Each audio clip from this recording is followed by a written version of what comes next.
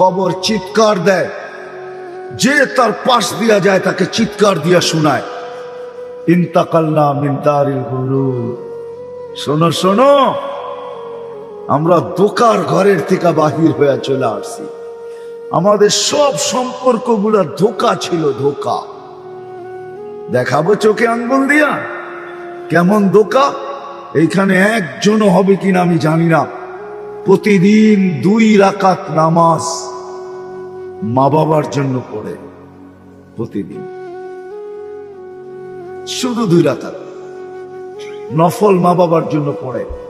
আর হাতটা উঠায় বলে, মালিক এই 2 রাকাত দুইজনরে 1-1 রাকাত করে দিয়া দিও। পড়ি তাইলে দোকানা তো কি, বাপের সব রেখা দিলাম, গায়ের কাপড়টা পর্যন্ত খুইলা রেখা দিলাম, সস্তা কাপড়ে পেঁচায়া নিজের সবচেয়ে বড় দায়িত্ব মনে করে কবরে ঢুকায়া দিলাম। আজ পর্যন্ত 2 রাকাত নামাজে অভ্যস্ত হইলাম না।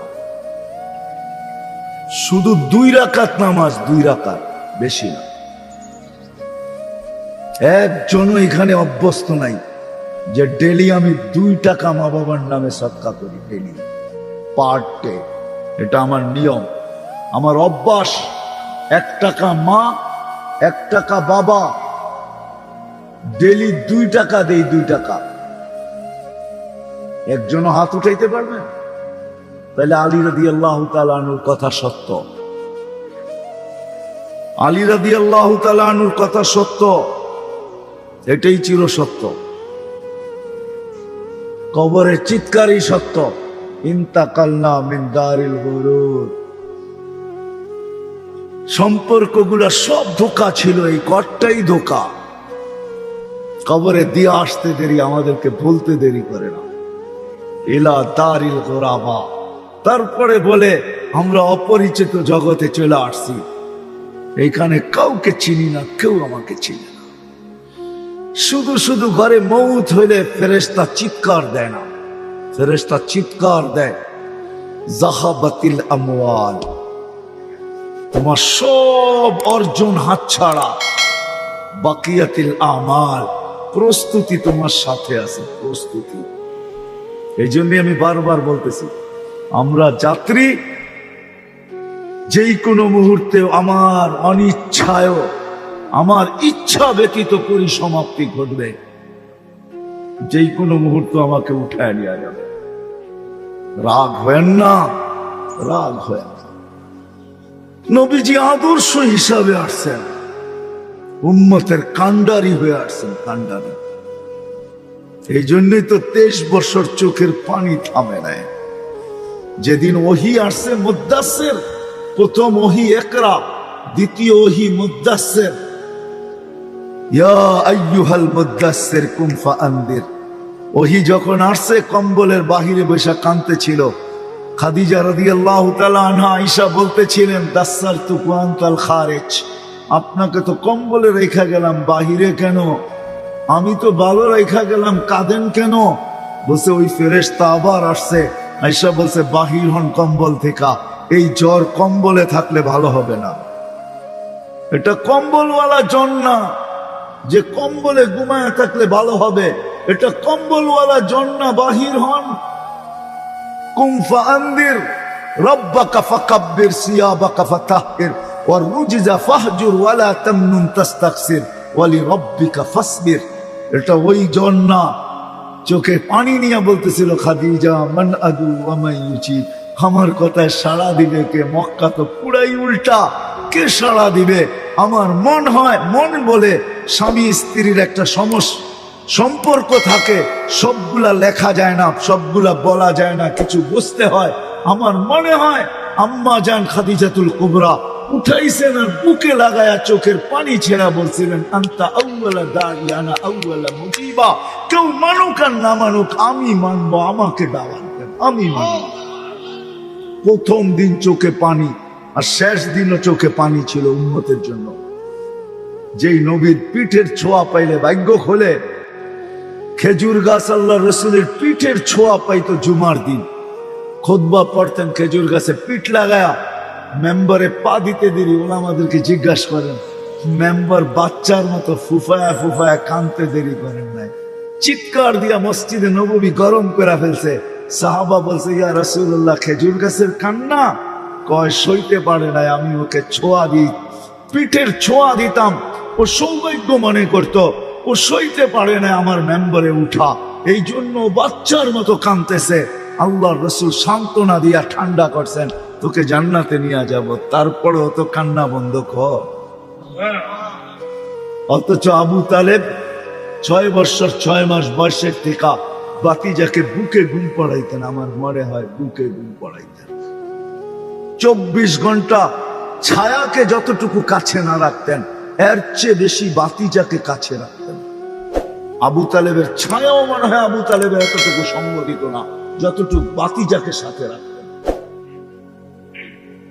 তারিখ পুরা দেখেন, কিন্তু কোনো কাজে দেয় না, আমাদেরও কোনো কাজে দিবে না।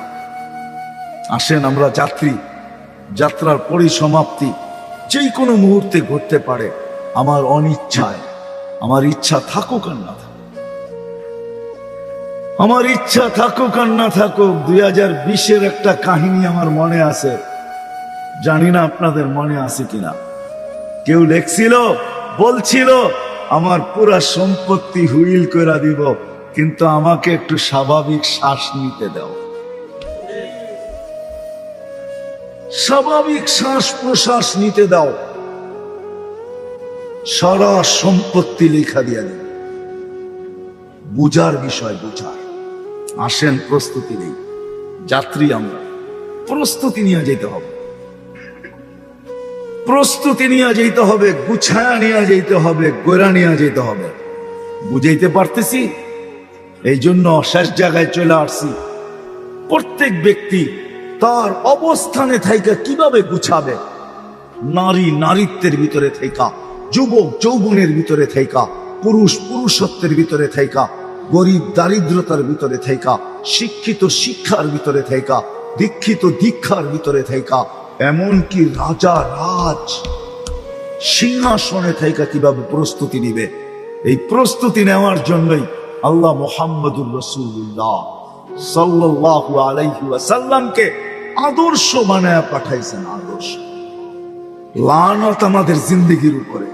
যুবক, ভালো মতে কান দিয়া বুঝো, শেষ দিনও চোখে পানি ছিল। যখন দুনিয়ার থেকে চলে যায়, জিবরিল আলাইহিস সালাম জিজ্ঞাসা করছে, আতাব কি, আপনি কাঁদেন এখনো? ওয়াইলা রফিকিল আলা, আপনি তো আল্লাহর সান্নিধ্যে চলে যাবেন, এখনো কাঁদেন? তো বলছে, জিবরিল, কাঁদি শুধু শুধু নিজের ফ্যামিলির জন্য কাঁদি না, হাসান হোসাইনের জন্য কাঁদি না, আলী ফাতেমার জন্য কাঁদি না, আমার এই ছোট দুনিয়াটার জন্য কাঁদি না, ফ্যামিলি ছোট একটা দুনিয়া, এটার জন্য কাঁদি না, কাঁদি তো উম্মতের জন্য।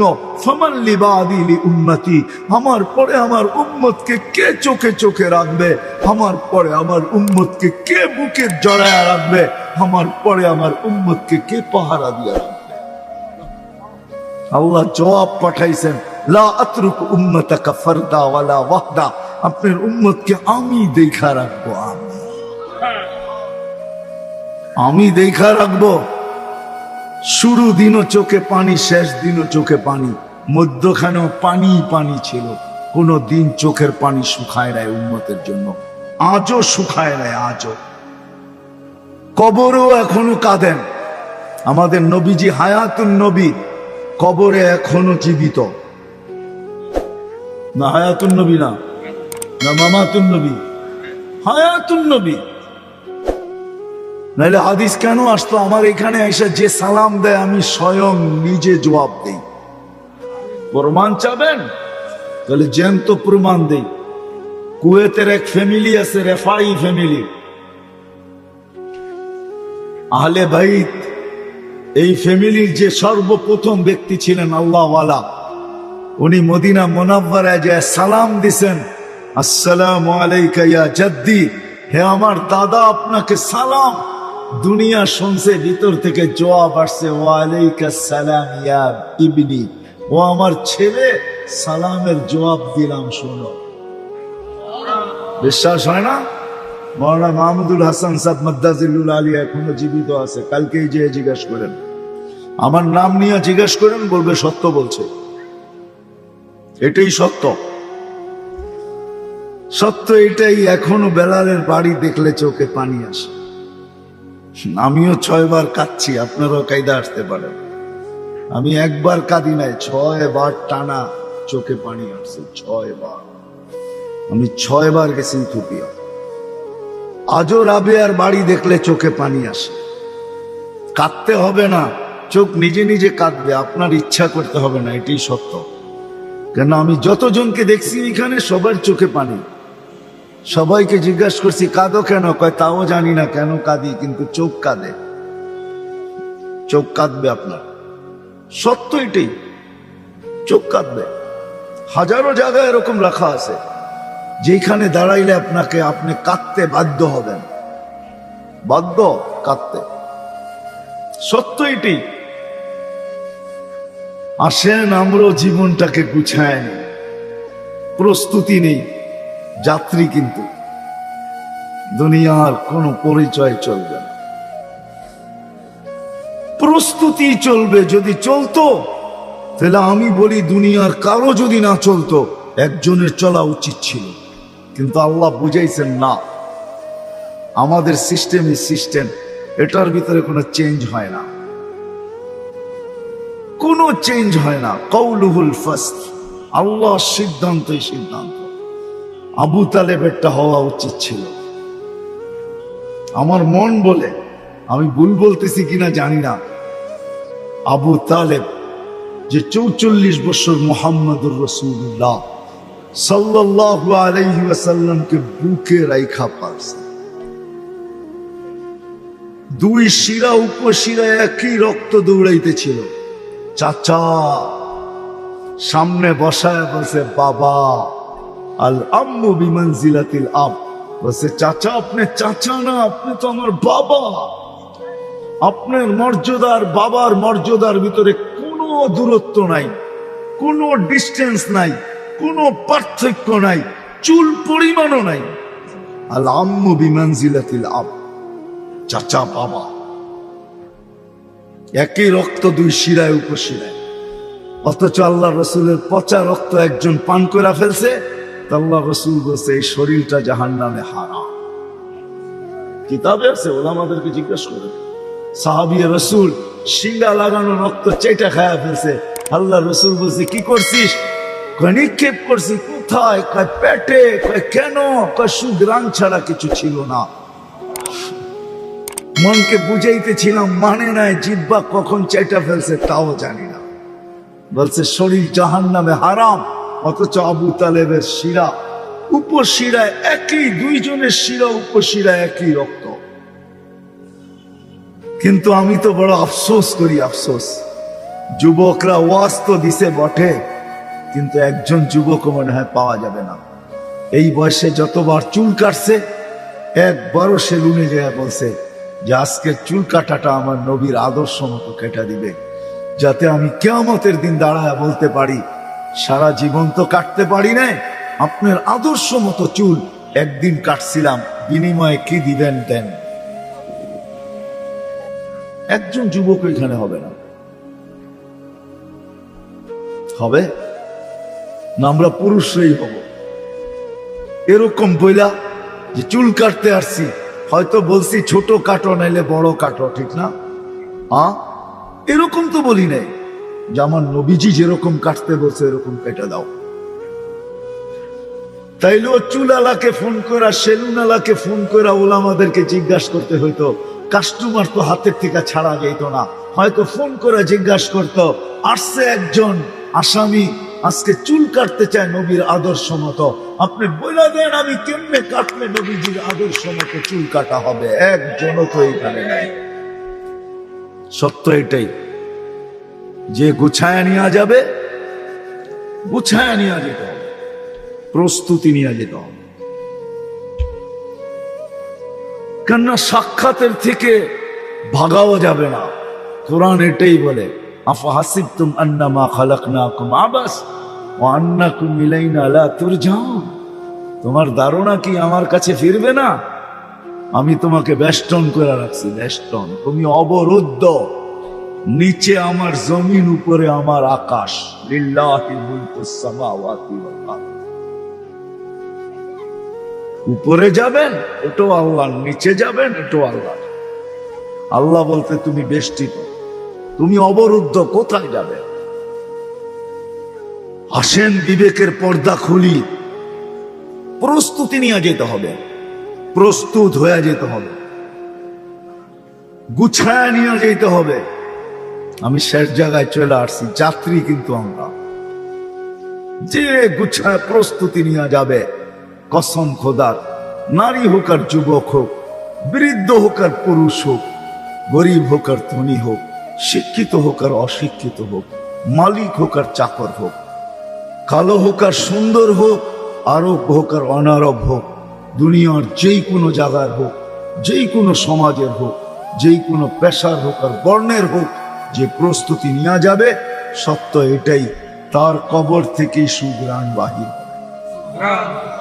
নাইলে ফেরাউনের কৃতদাসীর কবর থেকে সুঘ্রাণ বাহির হতো না। আমি চোখে দেখা বলতেছি, ফেরাউনের কৃতদাসীর কবর থেকে এখনো সুঘ্রাণ বাহির। বিশ্বাস হয় না? অ্যাড্রেস দেই, দেখা আসেন। আমি দেখা আসছি, আমি দেখা বলতেছি, কিতাব পড়া না। কেউ যদি বলে কিতাবে নাই, ওকে বলবো তুই দেখা আস, তারপরে বলিস কিতাবে নেই। শুধু শুধু তো আল্লাহ বলেন না ওয়াফি আনফুসিকুম আফালা তুবসিরুন। তুই শিক্ষিত তো হইলি বটে, কিন্তু তোর ভিতরে আমি কি কুদরত ফিট করছি ওটা নিয়ে বাবার তোর কোনোদিন সুযোগ হয় না। তুই ভাবিস না, তুই তো ভাবিস আলতু ফালতু জিনিস নিয়া, সারাদিন এটা নিয়ে ভাবিস, ওটা নিয়ে ভাবিস। তোর ভিতরে আমি কি ফিট করলাম, তোর ভিতরে আমি কি কুদরত লাগাইলাম, কি প্রযুক্তি লাগাইলাম। তুই সারাদিন প্রযুক্তি নিয়ে ভাবতে থাকিস, প্রযুক্তি নিয়ে বলতে থাকিস, প্রযুক্তি নিয়ে লিখতে থাকিস। ও মানুষ, তোর ভিতরে কি প্রযুক্তি লাগাইলাম এটা তো একবারও দেখলি না। ওয়াফি আনফুসিকুম আফালা তুবসিরুন। তোকে কি চক্ষু দেই না? তুই নিজের ভিতরে তাকায় দেখিস না যে তোর এগুলা চলে কি করে? যদি প্রযুক্তি দিয়ে লাগাইতে হইতো তাহলে না জানি এক চোখে 13 কোটি ক্যামেরা। কত? বিশ্বাস মনে হয় না, ঠিক না? আপনাদের বিজ্ঞানেরটাই বলতেছি আমি, কোরআন হাদিসেরটা বলতেছিলাম। এক চোখে 13 কোটি ক্যামেরা, দুই চোখে 26 কোটি ক্যামেরা। 13 কোটি ক্যামেরার তার আল্লাহ নিয়ে গেছেন 1.6 সেন্টিমিটার জায়গা দিয়া, পিছনে নিয়ে গেছেন। পিছনে দুইটা তারকে একসাথে লাগতে দেন না। যদি দুইটা একসাথে লাগতো তাহলে ফায়ার হতো, ফায়ার। আমরা সব উল্টা দেখতাম। 13 কোটি করে 26 কোটি ক্যামেরা। 13 কোটি সরিষা জমা করেন না একটা পাত্রে, দেখেন না পাত্রটা কত বড় হয়। তাইলে এক একটা চোখ জানে এক একটা বড় বড় জাহাজের লাইটের সমান হইতো, ঠিক না? দুইটা এরকম হইতো, রাস্তা দিয়ে হাঁটতেন, ঠিক না? একজন আরেকজনটা দেখাচ্ছি তো করে যেতেন, ঠিক না? এত বড় বড় লাগতো, এত বড় বড়, এতটুক জায়গার ভিতরে ফিট করছে। কেউ চিরদিন থাকবে। দুনিয়া এটার প্রমাণ দিতেছে। ডেলি 4 থেকে 5 লক্ষ মানুষ ডেলি উঠা যেতেছে। আবার আপনি বলবেন তেমন আসতেছে, জন্ম নিতেছে, মানি, কিন্তু একদিন উঠানোটা উপরে হবে, আশাটা কমে আসবে। উঠতে উঠতে একদিন দুনিয়া শূন্য হবে, এটাই সত্য। দুনিয়া শূন্য হবে, নাইলে হাদিসে এই কথা আসতো না। কোন এক পর্বে আল্লাহ মালাকুল মউতকে জিজ্ঞাসা করবে, মান বাকিয়া আলা যাহরিল আরদ, জমিনে কে বাকি? মালাকুল মউত বলবে, লা আলাল আরদি আহাদ, জমিনে কেউ বাকি নেই। সব টোকায় টোকায় নিয়ে আসছি, কুড়ায় কুড়ায় নিয়ে আসছি, খুঁজা খুঁজা নিয়ে আসছি। আল্লাহ জিজ্ঞাসা করবে, আইনাল্লাযীনা কানু ইয়াঈশুনা ফি বুরুজিন মুশাইয়্যিদা, ওরা কোথায়? যারা বড় বড় উঁচা উঁচা দেওয়ালের ভিতরে বাস করত, চতুর্দিকে পাহারা আর পাহারা, টেকনোলজি আর টেকনোলজি, মেশিন আর মেশিন, যারা মৃত্যুকে স্বপ্ন ভাবতো না, ওরা কোথায়? আল্লাহ জানেন। মালাকুল মউত বলবে ওদেরকেও নিয়ে আসছে, কেউ বাকি নেই। হ্যাঁ, বাকি আছে আহলুস সামাওয়াত, আকাশওয়ালারা বাকি। ওয়া আনতাল হাইয়ুল লাযী লা তামুত, আর আপনি চিরঞ্জীব। আল্লাহ বলবে লাগা আকাশে ঝাড়ু, 7 আকাশে ঝাড়ু দিবে। তারপরে জিজ্ঞেস করবে এইবার, তো বলবে লা আলাল আরদি ওয়ালা আলাস সামাওয়াত, জমিনও কেউ বাকি নেই, আকাশও কেউ বাকি নেই। ইল্লাল্লাযীনা ইয়াঈশুনা তাহতা আরশি, আপনার আরশের নিচে যারা বিরাজমান এরা বাকি আছে। আর আপনি চিরঞ্জীব, আনতাল হাইয়ুল লাযী লা তামুত। আল্লাহ বলে লাগাও আমার আরশের নিচে ঝাড়ু, ওইখানেও ঝাড়ু লাগাও। জিজ্ঞেস করবে এইবার, তো বলবে লা আলাল আরদি ওয়ালা আলাস সামাওয়াতি ওয়ালা তাহতা আরশি, জমিনেও না, আকাশেও না, আপনার আরশের নিচেও না। ইল্লা ইসনা আশার ওয়া আনতাল হাইয়ুল লাযী লা তামুত, শুধু 12 জন বাকি, 12 জন। আল্লাহ বলবে নাম বলো, তো বলবে আরবাতু, জিবরিল, মিকাইল, ইসরাফিল, মালাকুল মউত, নাহনু আরবাআ, আমরা 4 জন। ওয়া সামানিয়াতু মিন হামিলাতি আরশি, আপনার আরশ বহনকারী 8 জন, টোটাল 12 জন বাকি। আল্লাহ বলবে জিবরিল, মিকাইল, ইসরাফিলের মৃত্যু হোক, 3 জন মারা যাবে। এবার জিজ্ঞাসা করবে আল্লাহ এবার, তো বলবে 9 জন, 8 জন আপনার আরশ বহনকারী, আর আমি আর আপনি চিরঞ্জীব। আল্লাহ বলবে ফালিয়ামুত হামিলাতা আরশি, আমার আরশ বহনকারীদেরও মৃত্যু হোক। তারপরে আল্লাহর আগে জিজ্ঞাসা করবে এবার বলতে, তো বলবে আনা ওয়া আনতাল হাইয়ুল লাযী লা তামুত, আমি এবং আপনি চিরঞ্জীব। আল্লাহ বলবে ফাতামুত আনতা, এবার তোমার পালা। লিআন্নী কাতাবতুল মাউতা আলা মান তাহতা আরশি, এটাই আমার সিদ্ধান্ত, এটাই সাইনবোর্ডে লেখা আছে। আমার আরশের নিচে যে আছে তাকে মৃত্যুর স্বাদ পান করতে হবে। আল্লাযী হাইলা ইয়ামুত, যে চিরঞ্জীব।